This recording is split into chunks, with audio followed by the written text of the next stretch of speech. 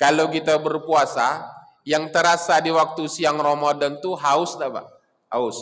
Saking hausnya Bapak Ibu, keluar kita dari jalan teratai ini ya, payah kita membedakan yang mana tabung gas 3 kilo, yang mana kelapa muda Pak. Hampir mirip rasanya tuh Pak. Mirip tuh.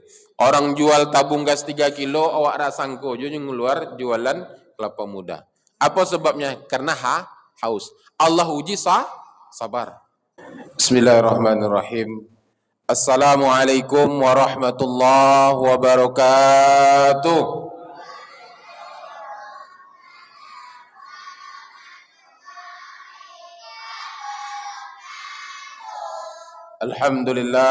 Alhamdulillahi wa kafa, wassalatu wassalamu ala rasulihil mustafa wa ala alihi wa sahbihi wa man ihtada. Asyhadu an la ilaha illallah wahdahu la syarika lah wa asyhadu anna Muhammadan abduhu wa rasuluhu la nabiyya ba'dah. Allahumma salli wa sallim wa barik ala Muhammad wa ala alihi wa ashabihi ajma'in. Rabbi israh li sadri wa yassir li amri wa hlul 'uqdatam min lisani yafqahu qawli. Raditu billahi rabba wa bil islam madina wa bi Muhammadin nabiyya wa rasulah. Bapak Ibu, apa kabar? Sehat? Alhamdulillah. Yang sama-sama kita hormati Ketua Masjid Paripurna Al-Ihsan beserta jajaran pengurusnya, yang sama-sama kita hormati alim ulama, cerdik pandai, tokoh masyarakat, bapak-bapak, ibu-ibu, para remaja, remaji, anak-anak kami, yang besar tak dapat saya sebutkan gelar, yang kecil tak dapat saya sebutkan nama. InsyaAllah kita malam hari ini dimuliakan oleh Allah Subhanahu wa ta'ala. Amin ya rabbal alamin. Bersyukur kita kepada Allah dengan melafazkan alhamdulillahi rabbil alamin. Pada penghujung bulan Sya'ban ini Allah masih berikan kita kesehatan, Allah masih berikan kita nikmat, Allah masih ringankan kaki kita, Allah masih mudahkan ayunan tangan kita menuju ke rumah Allah Subhanahu wa ta'ala dalam rangka beribadah kita kepada Allah. Mudah-mudahan ibadah kita pada malam hari ini diterima oleh Allah Subhanahu wa ta'ala dan Allah sampaikan kita pada bulan suci Ramadan. Amin ya rabbal alamin.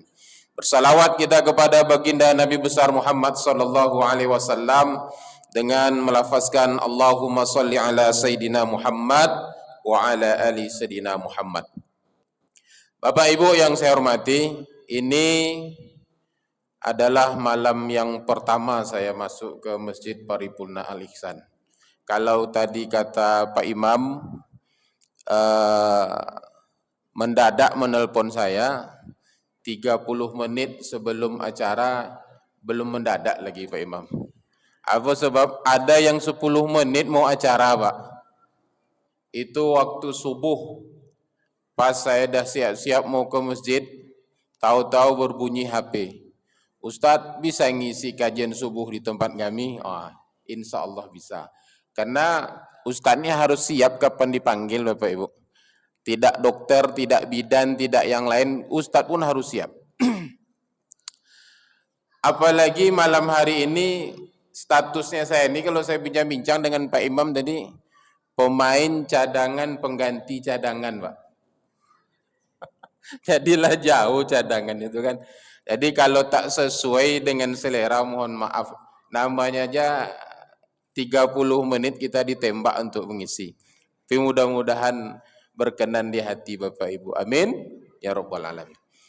Nama saya Pak sesuai yang dibacakan Pak Imam tadi, Maidia Sukma.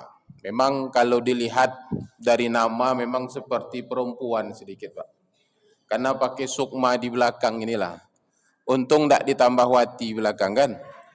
Ditambah Wati dah mirip kali kayak perempuan. Tapi alhamdulillah masih laki-laki Bapak Ibu. Ramadan tahun yang lalu saya pernah di salah satu masjid yang sudah diatur oleh lembaga dakwah untuk datang mengisi tausiah bulan Ramadan tahun yang lalu. Saya sudah lihat jadwal Pak. Sudah lihat jadwal. Dari rumah saya dah tengok, oh ya masjidnya itu. Saya pun pergi berangkat dari rumah, tiba di depan pintu masjid, di stop sama pengurus. Kata pengurus, Ustadz, maaf Ustadz, penceramah kami hari ini itu Ustazah Media Sukma Ustadz. Itu penceramahnya Ustazah Media Sukma. Saya tengok di papan, ternyata tulisannya benar Bapak Ibu. Penceramahnya Ustazah Media Sukma. Saya bukalah dompet. Ini Pak, masih Ustadz dia nih orangnya. Ini dia KTP saya, masih laki-laki. Oh jadi Ustadz? Iya saya. Jadi Bapak Ibu, wajar orang terkadang silap ketika melihat aslinya, oh ternyata Ustadz dia. Jadi mudah-mudahan Bapak Ibu, pertemuan kita pada malam hari ini mendatangkan keberkahan dari Allah Subhanahu wa taala. Amin ya rabbal alamin. Bapak Ibu yang dirahmati dan dimuliakan oleh Allah Subhanahu wa taala. Kalau kita lihat dalam kitab-kitab sirah nabawiyah, karena dalam kehidupan kita ini Bapak Ibu, sebagai tauladan kita adalah Rasulullah sallallahu alaihi wasallam. Laqad kana lakum fi Rasulillahi uswatun hasanah. Tauladan yang baik dalam kehidupan kita adalah baginda Rasulullah sallallahu alaihi wasallam. Kalau kita lihat dalam kitab-kitab sirah nabawiyah, itu ada ketika Rasulullah sallallahu alaihi wasallam dilahirkan. Abu Lahab itu kan pamannya Nabi, Pak. Paman Nabi. Abu Lahab itu adalah pamannya Rasulullah sallallahu alaihi wasallam. Apa kata Rasulullah? Abu Lahab itu setiap hari Senin dia diberikan keringanan azab oleh Allah Subhanahu wa taala. Apa sebabnya setiap hari Senin ya Rasulullah, kata sahabat? Abu Lahab itu diberikan keringanan azab karena Abu Lahab itu ketika Rasulullah lahir itu dia bergembira atas kelahiran Rasulullah sallallahu alaihi wasallam. Apa contohnya bergembiranya Abu Lahab itu, Pak? Dia membebaskan seorang budak yang bernama Suwaibah. Jadi dibebaskannya budaknya bernama Suwaibah. Jadi karena dia gembira, maka Allah berikan keringanan. Jadi kalau kita mendengar disebutkan nama Rasulullah sallallahu alaihi wasallam, maka salah satu bukti kita bergembira, kita bersalawat untuk beliau. Bapak Ibu yang dirahmati dan dimuliakan oleh Allah, yang saya sampaikan pada kesempatan kali ini bukan itunya, bukan tentang sejarah kelahirannya. Tetapi Bapak Ibu, saya pernah baca tentang kitab-kitab tarikh tadi, Sirah Nabawiyah, salah satunya Nurul Yakin. Di sana dijelaskan Bapak Ibu, Rasulullah sallallahu alaihi wasallam itu ketika beliau berusia lebih kurang 12 tahun. Apa sebabnya? Karena di dalam kitab itu dijelaskan Bapak Ibu, ketika Rasulullah sallallahu alaihi wasallam menggembala domba. Jadi 12 tahun sampai 17 itu pekerjaan Rasulullah itu menggembala domba. Jadi ketika usianya 12 tahun, ada satu kebiasaan orang-orang Quraisy itu Bapak Ibu, setiap tahunnya mereka membuat acara pesta besar. Pesta besarnya itu adalah menyembah berhala. Jadi orang-orang itu menyembah Lata, Uzza, Manat, Hubal dan lain sebagainya. Di kota Mekah. Jadi Rasulullah Shallallahu Alaihi Wasallam saat itu berusia 12 tahun. Rasulullah itu pingin mengikuti acara itu, Pak. Itu hasrat manusianya, Bapak Ibu. Hasrat manusianya. Jadi Rasulullah ingin mengikuti dan melihat apa kegiatan orang-orang Quraisy ini ketika dia menyembah berhala. Bapak Ibu yang dirahmati dan dimuliakan oleh Allah. Dalam kitab itu dijelaskan bahwa Rasulullah menitipkan gembalaannya dengan sahabatnya. Berarti saat itu beliau berusia 12 sampai 17 tahun. Ketika Rasulullah sallallahu alaihi wasallam menitipkan gembalanya, lalu malam harinya beliau berangkat sampai di tepi kota Mekah. Setelah sampai di tepi kota Mekah itu apa yang terjadi Bapak Ibu? Rasulullah terlalu lelah, capek dia Pak. Capek dia dalam perjalanan menuju ke kota Mekah nih, tiba di sudut kota Mekah itu beliau lelah, istirahat. Istirahat, setelah istirahat baring sebentar, tahu-tahu tertidur. Tahu-tahu tertidur. Dan terbangunnya Rasulullah Shallallahu Alaihi Wasallam saat itu kapan Bapak Ibu? Terbangunnya Rasulullah saat itu adalah ketika matahari mulai memanas di wajah Rasulullah SAW. Artinya apa? Antara sekitar jam 8 sampai jam 9, Pak. Apa kesimpulannya Ustaz? Kesimpulannya, akhirnya Rasulullah tak jadi dalam acara itu. Kira-kira siapa yang menolong Rasulullah, Bapak Ibu? Allah. Itu dia. Di sini kita kaji kita Bapak Ibu. Siapa yang menolong Rasulullah Sallallahu Alaihi Wasallam? Allah. Kenapa Allah menolong Rasulullah? Karena Allah ingin menjaga Rasulullah Sallallahu Alaihi Wasallam. Tak mungkin Nabi melakukan maksiat. Tak mungkin Nabi menghadiri acara-acara yang ada maksiat dan dosa di tengah-tengah acara itu. Bapak Ibu yang dirahmati dan dimuliakan oleh Allah Subhanahu Wa Taala. Lalu pertanyaannya, bagaimana dengan kita? Kalau Rasulullah Sallallahu Alaihi Wasallam Allah tolong dan Allah bantu dan Allah selamatkan daripada maksiat dan dosa, lalu kita bagaimana? Bisa enggak kira-kira kita Ustadz terbantu dan tertolong dari segala macam maksiat dan bahaya tadi? Bisa Bapak Ibu.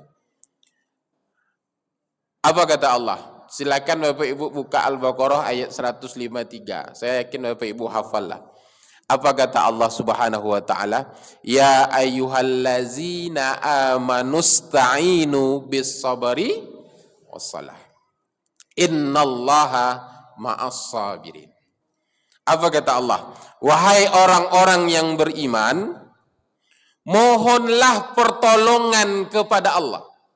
Jadi kita minta tolong pada Allah nih, supaya apa Bapak Ibu? Supaya Allah selamatkan kita dari bentuk-bentuk macam maksiat dalam hidup ini. Maka kita minta kepada Allah. Apa kata Allah? Caranya dua. Ya kan?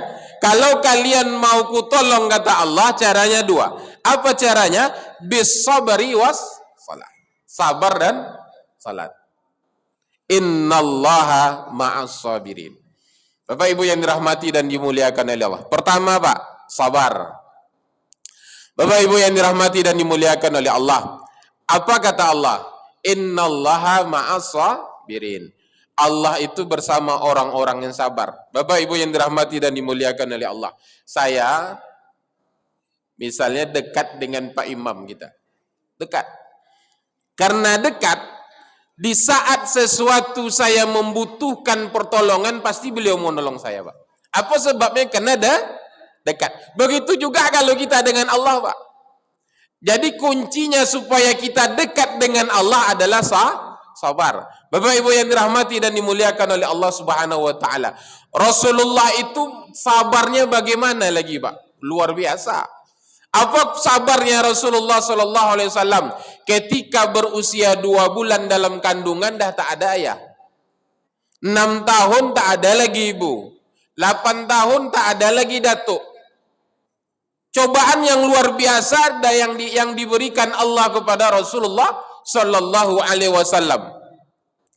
Dibesarkan di tengah-tengah lingkungan, disusui oleh seorang wanita bernama Halimah. Halimah Sa'diyah dibawa ke Yasrib. Rasulullah tinggal dibesarkan ke Yasrib sampai usia 6 tahun. Ketika Rasulullah berdakwah ke Yasrib, tahu-tahu Bapak Ibu yang dirahmati dan dimuliakan oleh Allah, dilempari Rasulullah sallallahu alaihi wasallam. Itu sabarnya bagaimana Bapak Ibu? Jadi para nabi dan para rasul itu Bapak Ibu, kesabarannya diuji oleh Allah Subhanahu wa taala. Kalaulah dia tak sabar, maka tak sampai risalah ini pada kita. Bapak Ibu yang dirahmati dan dimuliakan oleh Allah Subhanahu wa taala. Nabi Nuh alaihi salam, kita tahu kan Bapak Ibu cerita Nabi Nuh, bagaimana kesabaran Nabi Nuh alaihi salam itu diuji oleh Allah Subhanahu wa taala. Apa bukti diujinya Nabi Nuh alaihissalam oleh Allah Subhanahu wa taala? Coba lihat Bapak Ibu. 950 tahun beliau berdakwah, berapa umatnya, Pak? 80, Pak. 80.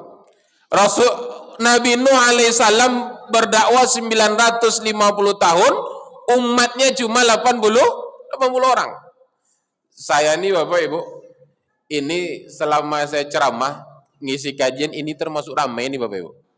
Nggak tahu lah, mungkin kena penutupan mungkin Pak ya. Tapi kok paling ramai tuh Pak. Kira-kira Ustadz, kalau seandainya ngisi kajian ceramahnya 10 orang, sanggup ndak Ustadz ngisi? Paling lama sebulan ya Pak, besok tak datang saya lagi. Ya kan? Apa sebab yang ngisi cuma 10 orang ya? Udah apa namanya, keras urat leher kita berceramah, yang datang cuma 10 orang, tak mau tuh datang. Nabi Nuh alaihissalam Bapak Ibu, tak sebulan, tak 2 bulan, 950 tahun.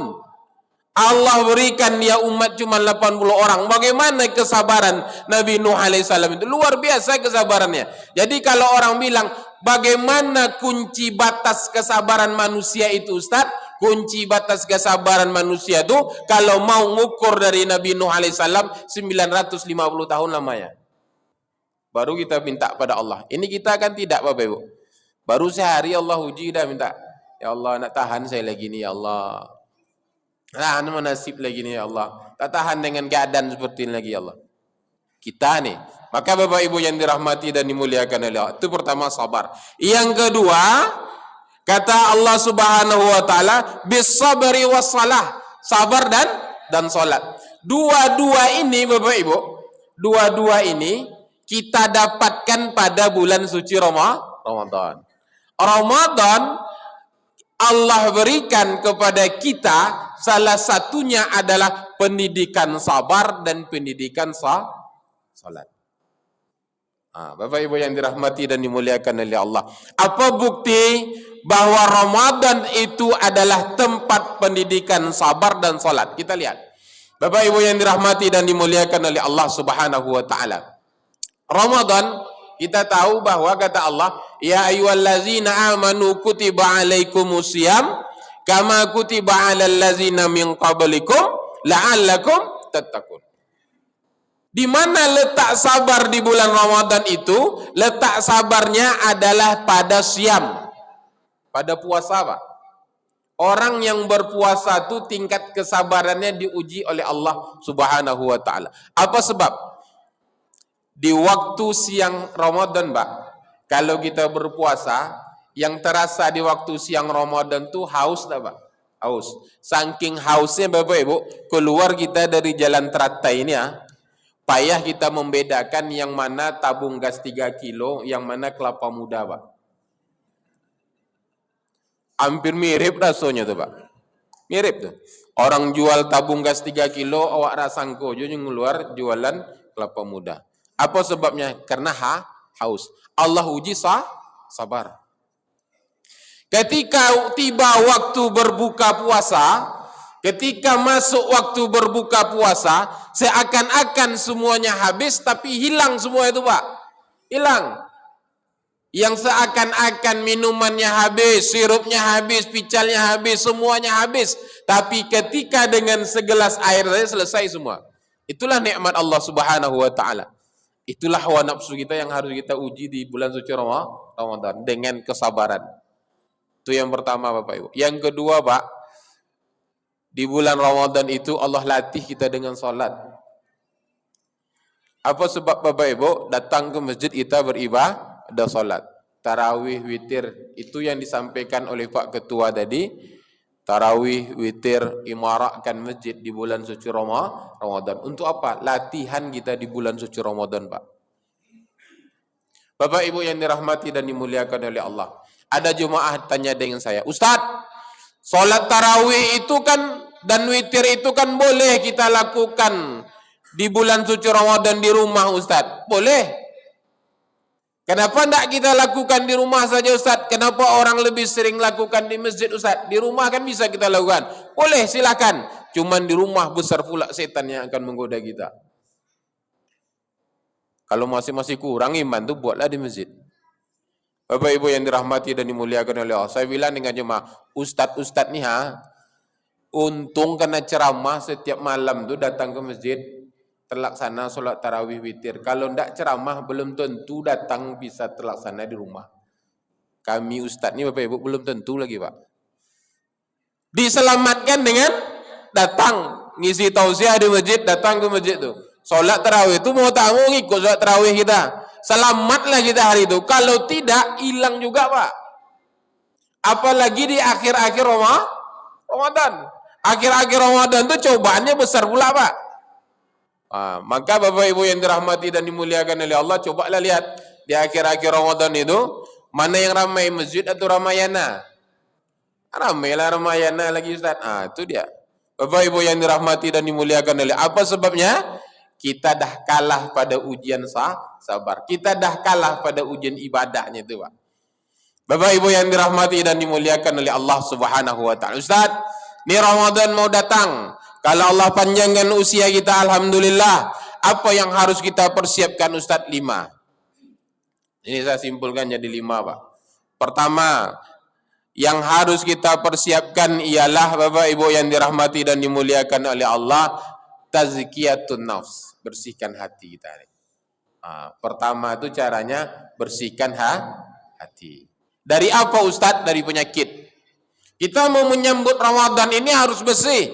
Bukan hanya jasad kita saja, bukan hanya saja jasmani kita saja, tapi roh kita perlu dibersihkan daripada penyakit. Kata Imam Al-Ghazali, dari penyakit apa? 3. Pertama penyakit ujub, kedua penyakit sombong, ketiga penyakit iri. Ujub, sombong, iri ada di hati, bersihkan.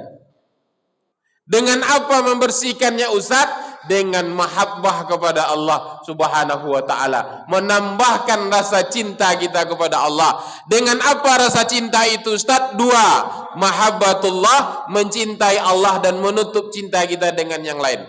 Dengan keluarga cinta silakan, dengan suami cinta silakan, dengan istri cinta silakan, dengan anak cinta silakan, dengan harta cinta silakan, tapi tutup yang lebih kita cintai adalah Allah. Yang kedua, kata Imam Al-Ghazali, cara menambahkan rasa cinta itu adalah mahabbatu yumuhibullah, mencintai Allah dan mencintai apa yang Allah cintai. Ini yang susah Pak, mencintai Allah dan mencintai apa yang Allah cintai. Anak-anak kita nih Pak, tanya dia, apa yang kamu sukai hobinya? Pasti dia bilang bola kaki. Laki-laki rata-rata suka bola kaki Pak. Tanya sama dia, pemain bola kaki yang dia gemari siapa? Siapa? Ronaldo? Kan Ronaldo gitu ya Pak. Itu setiap apa yang dia buat itu pasti dia ingin memiliki, menyerupai dengan yang dia suka itu. Pasti itu Pak. Gaya rambutnya buat kayak Ronaldo. Pakaiannya, gayanya, semuanya ditirunya. Apa sebabnya? Karena dia cinta. Lalu kalau kita bagaimana? Kita cinta dengan Allah. Apa buktinya kita cinta dengan Allah? Kita mencintai apa yang Allah cintai. Bapak Ibu yang dirahmati dan dimuliakan oleh Allah Subhanahu wa taala. Ada seorang sahabat Rasulullah Pak, bernama Abdullah bin Umar.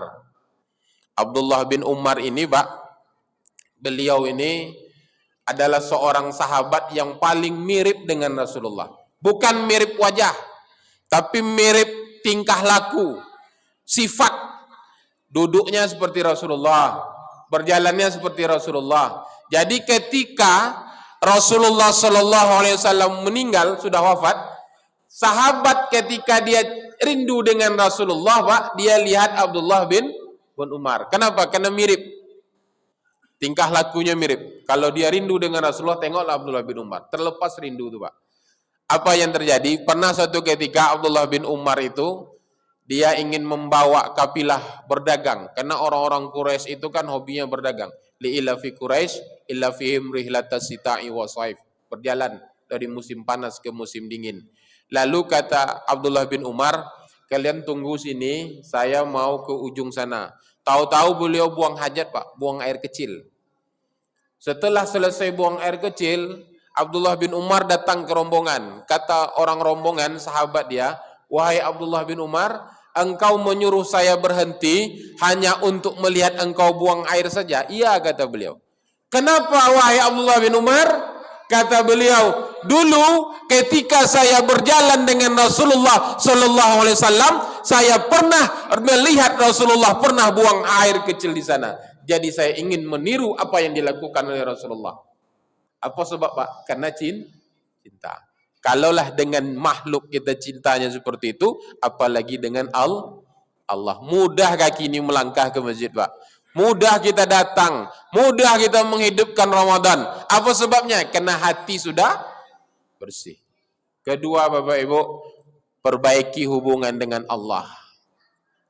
Hablum minallah. Dengan apa, Bapak Ibu? Dengan banyak-banyak minta ampun kepada Allah. Banyak-banyak istighfar. Habis salat, apa yang kita bilang? Astaghfirullahalazim, allazi la ilaha illa wal hayyul qayyum wa atubu ilaih. Banyak minta ampun. Apa sebabnya setelah salat, Ustaz? Assalamualaikum warahmatullah. Assalamualaikum warahmatullah. Habis itu baca istighfar, astaghfirullahalazim, astaghfirullahalazim, astaghfirullahalazim. Apa sebab? Padahal kita baru selesai menghadap Allah, kita baru selesai berkomunikasi kepada Allah, kita baru selesai minta kepada Allah. Kenapa selesai salat berminta ampun? Karena dalam solat seringlah lalai. Apa contohnya, Pak? Sesuatu yang lupa bisa ingat ketika di waktu solat. Contoh nih, mau pergi pakai motor, lupa naruh kunci, dah dicari kemana-mana, ndak jumpa-jumpa. Pergilah jalan kaki ke Masjid Al-Ihsan. Tiba di masjid, maghrib pun sudah, orang pun sudah mulai solat maghrib, solat lagi kita, Allahu Akbar. Sedang solat tu ingat di mana letak kunci tu, Pak. Pernah tak terjadi, Bu? Nah, itulah lalai kita kan. Maka selesai solat banyak minta ampun, perbaiki hubungan dengan Allah. Itu kedua. Ketiga, hablum minan nas, perbaiki hubungan kita dengan manusia. Banyak kita salah dengan manusia. Seorang istri tak akan diterima puasanya sebelum minta ampun, minta maaf pada suami. Seorang anak tak akan bisa diterima puasanya sebelum minta maaf kepada orang tuanya. Seorang saudara tetangga tak akan diterima puasanya sebelum meminta maaf dengan tetangganya. Maka kata Rasulullah SAW, ada yang penting dalam hidup ini. Apa dia? Dua. Al-imanu billah, berimanlah kalian kepada Allah. Hablum minallah. Dan yang kedua adalah an-nafu lil muslimin, beri bantu saudaramu kaum muslimin. Dua nih, Pak. Satu hubungan dengan Allah, satu hubungan dengan manusia. Nanti di akhir majelis, Pak, kita sama-sama maafan. Agar apa? Agar Allah terima puasa kita.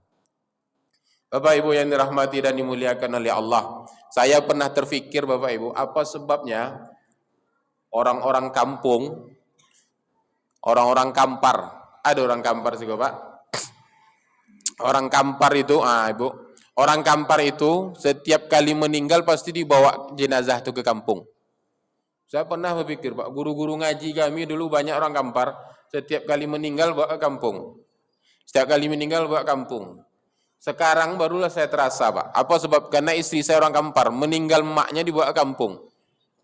Setelah itu baru saya terpikir, apa penyebabnya? Ternyata orang dulu tak mau keluarganya, anaknya, cucunya putus hubungan dengan keluarga di kampung. Apa sebabnya? Sehingga ketika sekali kita bertakziah, berziarah ke pusara orang tua kita tuh, otomatis datang pula bersilaturahim dengan keluarganya, dengan adiknya, dengan omnya, dengan atuknya, dengan neneknya, semuanya sampai. Itulah makanya orang-orang dulu diantar jenazah kampung untuk apa? Agar hubungan keluarga kau tak putus nanti dengan sanak, dengan keluarga saya. Begitulah orang dulu dalam mengajarkan, Pak. Maka kita sekarang yang hidup nih, Bapak Ibu yang dirahmati dan dimuliakan oleh Allah, jalin hubungan kita dengan tetangga kita. Untuk apa? Agar puasa kita diterima oleh Allah Subhanahu wa ta'ala. Yang keempat, persiapkan fisik. Ini jasmani kita nih Pak. Apa sebab? Puasa Ramadan ini puasa ibadah yang menggunakan fisik kita. Fisiknya harus dijaga, kesehatan. Apa sebabnya? Karena kata Imam Ali bin Abi Thalib, rahatul jasmi fi qillati ta'am. Ketenangan suatu badan tergantung bagaimana kalian makan. Maka puasa ini untuk menenangkan fisik kita, Pak. Puasa ini untuk menyehatkan fisik kita. Maka orang-orang yang dapat penyakit kolesterol darah, diabetes, kemudian asam lambung, asam urat, insya Allah bulan puasa tak bangkit tuh Pak. Kalau dia betul-betul melaksanakan ibadah puasa. Apa sebabnya? Semuanya turun. Begitulah keberkahan yang Allah berikan di bulan suci Ramadan. Terakhir, persiapkan harta kita. Untuk apa? Untuk beramal kita dengan Allah Subhanahu wa taala, karena janji Allah 10 malam terakhir, inna anzalnahu fi Lailatul Qadar. Ada satu malam yang Allah berikan keistimewaan, yang ketika kita beribadah pada malam itu sama beribadah selama 1000 bulan lamanya. 1000 bulan. 83 tahun. Begitulah Bapak Ibu yang dirahmati dan dimuliakan oleh Allah, 5 persiapan kita persiapkan menyambut bulan suci Ramadan. Mudah-mudahan Allah sampaikan usia kita dan Allah jadikan keberkahan Ramadan pada tahun ini menjadi keberkahan dalam hidup kita. Untuk memotivasi ibadah kita, apa yang kita lakukan Ustaz? Motivasilah dengan cara, mana tahu ini adalah Ramadan terakhir bagi kita. Semangat kita ibadah. Mana tahu ini pula Ramadan terakhir bagi kita. Tak ada jaminan untuk bertemu dengan Ramadan tahun depan. Mudah-mudahan Allah sampaikan usia kita bisa beribadah di bulan suci Ramadan. Amin ya rabbal alamin. Terima kasih atas segala kesempatan. Mohon maaf atas segala kekurangan. Assalamualaikum warahmatullahi wabarakatuh.